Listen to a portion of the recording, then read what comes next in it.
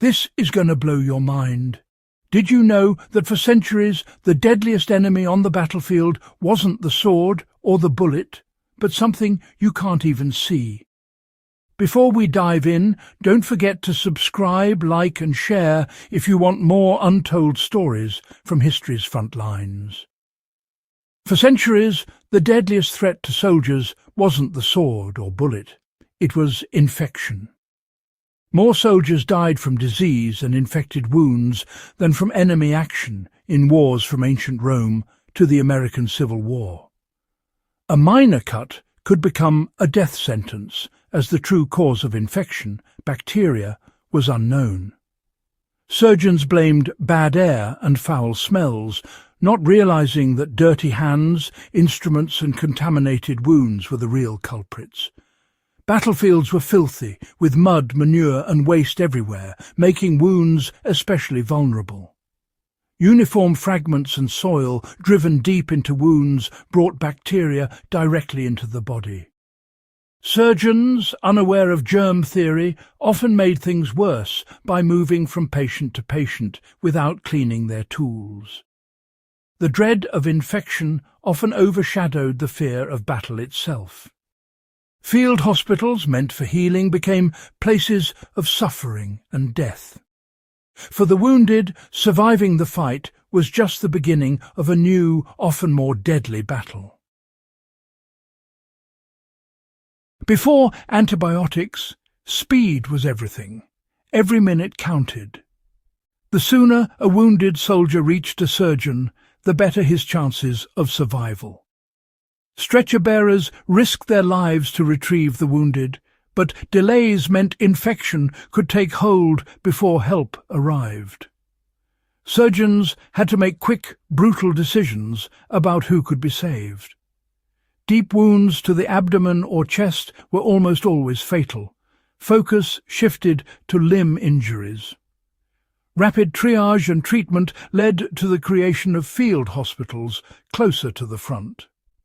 Innovations like flying ambulances sped up evacuation, recognizing that survival depended on both medical skill and logistics.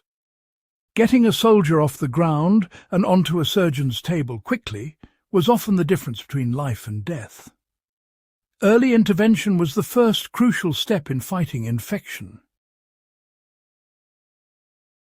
Once at the surgeon's table, the first step was cleaning the wound, an agonizing but vital process. Water, wine or spirits were used to flush out dirt and debris.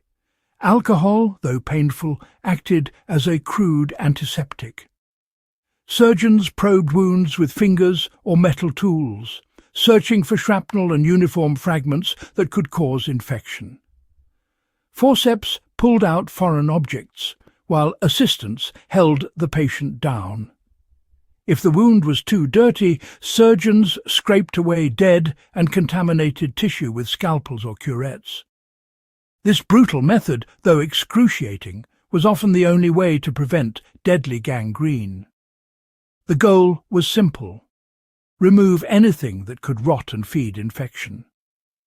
Without anesthesia, every moment was torture, but the alternative was almost certain death. Even with these efforts, infection often set in, but thorough cleaning gave the best chance of survival. The surgeon's grim work was a desperate fight against invisible killers. The cauterizing iron was the surgeon's last resort, feared but sometimes life-saving. Pressing a red-hot iron to a wound could stop catastrophic bleeding in seconds. Surgeons also used it to purify dirty wounds, believing the heat destroyed poisons. In reality, the iron killed surface bacteria, but at a terrible cost: massive burns and dead tissue. The process was agonizing, filling the air with the smell of burning flesh and the patient's screams. While it could prevent infection, the resulting dead tissue sometimes became a new breeding ground for bacteria. Over time, some surgeons advocated for tying off arteries instead, but in desperate moments the iron remained essential.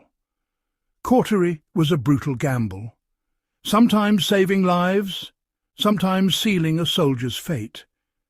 It was a symbol of the harsh choices faced on the battlefield. When infection or injury destroyed a limb, amputation was often the only hope. Surgeons worked with terrifying speed, sometimes removing a leg in under 3 minutes to minimize pain and shock.